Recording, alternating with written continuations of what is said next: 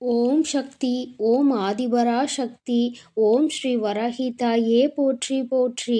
என் அன்பு பிள்ளையே, இன்று உன்னுடைய குலதெய்வத்திடமிருந்து ஒரு முக்கியமான செய்தியோடு வந்திருக்கிறேன். அவர் உன்னுடைய வாழ்க்கை சம்பந்தமான ஒரு செய்தியினை தான் கொண்டு வந்திருக்கிறார். என் தங்கமே, என் மூலமாக அதனை உனக்கு தெரிவிக்க வேண்டும் என்று அவர்கள் ஆசைப்படுகின்றார்கள். ஏனென்றால் இந்த வராகியாகிய என்னுடைய ஆசீர்வாதங்களும் என்னுடைய உதவியும் சேர்ந்து உனக்கு கிடைக்க வேண்டும் என்று அவர்கள் நினைக்கின்றார்கள். அதனால்தான் என் மூலமாக உனக்கு அதனை தெரிவிக்க நினைக்கின்றார்கள். என் குழந்தையே, உன்னுடைய வாழ்க்கை இன்றிருக்கின்ற சூழ்நிலையை பார்த்து அவர்கள் மிகுந்த மனவேதனை அடைகின்றார்கள். ஏனென்றால் தேவையில்லாத அர்த்தமில்லாத கோபங்களினால் உன்னுடைய வாழ்க்கை இன்று தலைகீழாக மாறி கிடக்கின்றது. உன்னுடைய உண்மையான அன்பினை ஏற்றுக்கொள்ள முடியாமல், அதற்கு மதிப்பு கொடுக்காமல், தேவையில்லாத கோபதாபங்களால் உன்னை பிரிந்து உன்னுடைய உறவுகள் இருந்து கொண்டிருக்கிறது.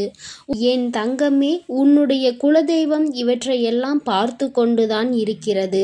அவர்களுக்கு தெரியும் அல்லவா யார் மீது தவறு இருக்கின்றது, யார் மீது தவறு இல்லை என்று. என் தங்கமே, உன் மீது தவறு இல்லை என்பதை அவர்கள் நன்றாக புரிந்து கொண்டுதான் இப்பொழுது உன்னோடு பேச, உனக்கு நல்ல வாக்கு கொடுக்க, உன் மனதிற்கு நல்ல ஆறுதல் கொடுக்க வந்திருக்கின்றார்கள். உன்னுடைய மனதில் இருக்கின்ற வேதனைகளை அவர்களை விட வேறு யாராலும் உணர்ந்து கொள்ள முடியாது. உன்னுடைய குலத்தினை காக்கின்ற தெய்வம் இன்று நீ உன்னுடைய குலத்தோடு ஒன்றுபட்டு இல்லாமல் பிரிவினையில் இருப்பதைக் கண்டு அவர்கள் சிறிது மனவேதனையில் இருந்து கொண்டுதான் இருக்கின்றார்கள். ஆனாலும் உன் மீது தவறு இல்லை, உன்னை சுற்றி இருப்பவர்கள் மீதுதான் தவறு இருக்கின்றது. நயவஞ்சகத்தால் உன்னை வீழ்த்த நினைத்தவர்களை தான் நீ விட்டு பிரிந்திருக்கிறாய் என்பதும் அவர்களுக்கு நன்றாக தெரியும். அதனால்தான் அந்த நயவஞ்சகர்களை விட்டுவிட்டு உன்னிடம் பேசுவதற்காக ஆசைப்படுகின்றார்கள். என் குழந்தையே, அவர்கள் சொன்னதை நான் உன்னிடம் சொல்கிறேன், கேள். என் பிள்ளையே, நீ உன்னுடைய வாழ்க்கையை நல்லபடியாக இந்த தாய், நான் உன்னுடைய குலதெய்வம் அமைத்து கொடுத்தபடி தான் வாழ வேண்டும் என்று ஆசைப்படுகின்றாய். ஆனால் உன்னை சுற்றி இருப்பவர்கள் உன்னை வாழ விடாமல் தடை செய்து கொண்டிருக்கின்றார்கள். நீ என்ன செய்தாலும் உனக்கு இடைஞ்சல்கள் தான் கொடுத்து கொண்டிருக்கின்றார்கள். அவர்கள் என்னை தான் வணங்குகிறார்கள். நான் அவர்களுக்கு நல்ல புத்தியை தான் கொடுத்தேன்.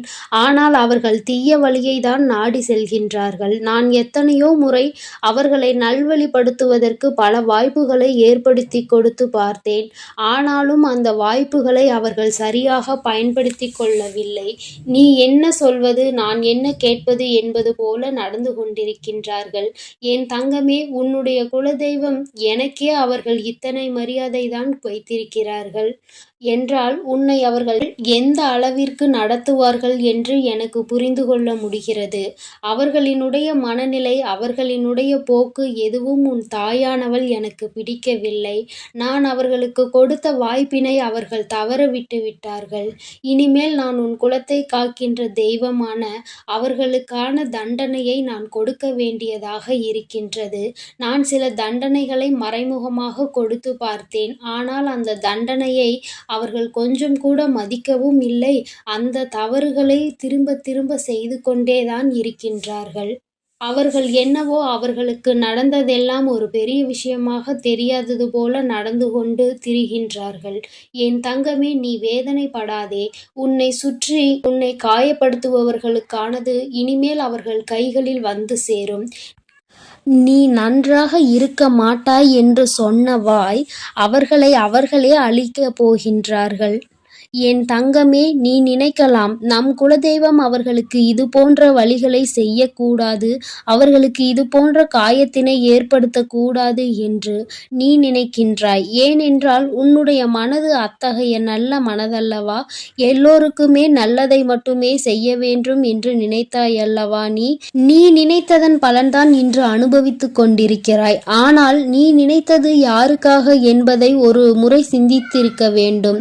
நயவஞ்சக உலக கூட்டம் சூழ்ச்சிகளினால் மற்றவர்களை வீழ்த்திவிடலாம் என்று நினைக்கின்ற கூட்டம்.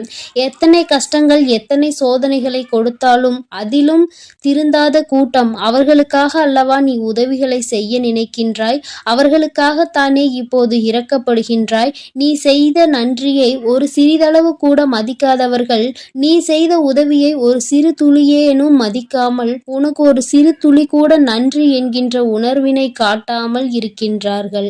எத்தனை செய்தாலும் இனியும் அவர்களுக்கு அந்த நன்றி இருக்க போவதில்லை. எதிர்பார்ப்பதும் தவறான விஷயம். ஏனென்றால் அவர்களுக்கு மனித குணம் என்பது இல்லாமல் போய்விட்டது. அவர்கள் தீய சக்தியின் பிடியில் இருந்து கொண்டிருக்கின்றார்கள். அதனால் அவர்களை தீய சக்தியின் பிடியில் இருந்து மீட்டெடுப்பதோடு மட்டுமல்லாமல் நல்ல பாடத்தினை புகட்ட வேண்டுவது உன்னுடைய குலதெய்வத்தினுடைய கடமையாக இருக்கின்றது. என் தங்கமே, நீ வேதனைப்படாதே. உன் வாழ்க்கை சில சமயங்களில் உனக்கு பிரச்சனைகளை தரும் பொழுதெல்லாம் நீ நினைக்கின்றாய், அவர்கள் விட்ட சாபமாக இருக்குமோ, நம்மை சுற்றி சுற்றி நமக்கு செய்ய நினைத்த தீய வினைகளாக இருக்கும் என்று.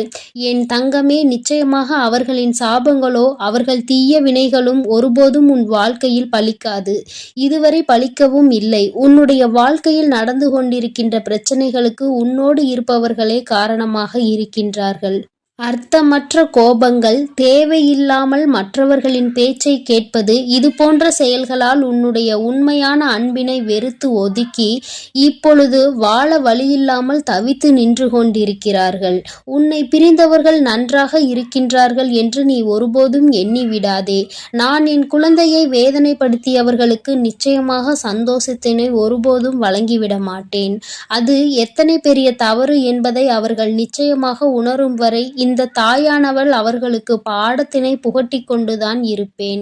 என் குழந்தையே, உன்னுடைய குலதெய்வமான நான் இனிமேல் உன் வாழ்க்கையில் நடக்கின்ற பல நல்ல நிகழ்வுகளுக்கு பொறுப்பெடுத்துக் கொள்கிறேன். நீ சந்தோஷமான மனநிலைக்கு மாறப்போகின்றாய். உனக்கு தீங்கு செய்ய நினைத்தவர்கள் அதற்கான பலனை அனுபவிக்க போகின்றார்கள். உன்னை விட்டு பிரிந்த வாழ்க்கை மீண்டும் உன்னிடமே வந்து சேரப்போகின்றது. நீ உனக்கு யாரெல்லாம் நல்லது செய்யவில்லை, உன்னை பழிவாங்க வேண்டும் என்று நினைத்தார்கள், உனக்கு தீங்கு செய்ய வேண்டும் என்று நினைத்தார்கள் என்று நினைக்கிறாயோ, அவர்களை எல்லாம் நினைப்பதை முதலில் நிறுத்திவிடு. அவர்களை எல்லாம் ஒரு ஆளாக நீ மதிக்கவே வேண்டிய அவசியம் இல்லை. உன் முன்னால் வந்து நின்றால் கூட யாரோ என்று கடந்து சென்று கொண்டே இரு. ஒருபோதும் அவர்களினுடைய உறவை நீ ஒட்டிக்கொள்ள வேண்டும் என்று நினைக்க தேவையில்லை.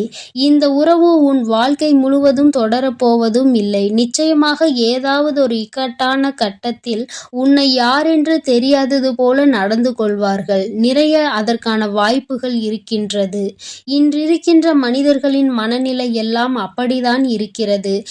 எல்லாம் தனக்கு மட்டும்தான், வேறு யாருக்கும் எதுவும் கொடுக்க கூடாது என்ற எண்ணம் அவர்களுக்குள் இருக்கும் வரை அவர்கள் வாழ்க்கையில் ஒருபோதும் எந்த ஒரு முன்னேற்றத்தையும் கண்டுவிட முடியாது. என் குழந்தைகளை நான் என்னுடைய குடும்பம் ஒற்றுமையாக இருக்க வேண்டும் என்றுதான் ஆசைப்பட்டேன். ஆனால் அதில் இது போன்ற நயவஞ்சகர்கள் இருக்கும் பொழுது நானே ஒற்றுமையாக இருப்பதே எப்படி என்று யோசிக்க ஆரம்பித்து விட்டேன். இது போன்ற நயவஞ்சகர்களின் பிடியில் என்னுடைய குழந்தை சிக்காமல் இருப்பதே நல்லது என்பதை உணர்ந்து கொண்டேன். எனக்கு என்ன கஷ்டம் வந்தாலும் என்னுடைய குலதெய்வம் என்னை கைவிடாது, என்னை நிச்சயமாக காப்பாற்றும் என்று நீ நல்ல எண்ணத்தோடு நினைக்கின்றாய் அல்லவா? நிச்சயமாக உன்னை ஒருபோதும் நான் கைவிட மாட்டேன். அதே சமயத்தில் உன் குடும்பத்திலேயே இருப்பவரே அவருக்கு நல்லது செய்வேன் என்று நினைத்து கொண்டு அவர் மனதில் எந்த ஒரு நல்ல எண்ணங்களும் இல்லாமல், நேர்மை என்பது துளி கூட இல்லாமல் செயல்களை செய்து கொண்டு இருக்கும் பொழுது ஒருபோதும் என்னுடைய ஆசிகள் அவர்களுக்கு கிடைக்காது. என் தங்கமே, உன்னுடைய குலதெய்வத்தினை வாக்கினை கேட்டாய் அல்லவா? ஒருபோதும் உனக்கு நயவஞ்சகத்தை செய்பவர்கள், உனக்கு துரோகத்தை செய்ய நினைப்பவர்களுக்கு அவர்கள் ஒருபோதும் துணை போகவும் மாட்டார்கள். அவர்களுக்கு எந்த ஒரு நல்ல விஷயங்களையும் செய்து கொடுக்கவும் மாட்டார்கள். உன்னுடைய உண்மையான பக்திக்கு நிச்சயமாக அவர்கள் நல்ல பலனை கொடுப்பார்கள். அதனால் நீ துரோகிகளை நினைத்து வருத்தப்படாதே, அவர்களை நினைத்து வேதனைப்படாதே. என்ன வேண்டுமானாலும் அவர்கள் செய்துவிட்டு போகட்டும். உன்னுடைய குலதெய்வத்தோடு இந்த வராகியும் உனக்காக எப்பொழுதும் நிற்கும் பொழுது நீ எதற்காகவும் வருந்தக்கூடாது. அவரவர் செய்கின்ற காரியங்களுக்கான பலனை நிச்சயமாக அவரவர்களே அனுபவிப்பார்கள். அவை எல்லாம் இனி உன் கண்முன்னே நிகழும் என்பதில் எந்த ஒரு மாற்று கருத்தும் கிடையாது. தன்னுடைய வினையை தானே சுமந்துவிட்டு செல்லட்டும். நீ இது போன்ற மனிதர்கள் இடையே ஒருபோதும் பழக்கத்தை வைத்து கொள்ள வேண்டாம். இனியும் இந்த நட்பு தொடருவதனால் எந்த ஒரு பயனும் இல்லை என் செல்ல குழந்தையே. அதனால் நீ கவனமாக இரு. நானும் உன் குலதெய்வமும் எப்போதும் உன்னோடே இருக்கிறோம். நீ எதற்காகவும் கலங்கி நிற்க வேண்டாம். நான் உங்களோடு இருந்து உங்களை எப்பொழுதும் வழிநடத்தி சென்று கொண்டேதான் இருக்கிறோம். ஓம் ஸ்ரீ வராகி தாயே போற்றி போற்றி. ஓம் ஸ்ரீ வராகி தாயே போற்றி போற்றி. ஓம் சக்தி. ஓம் ஆதிபரா சக்தி.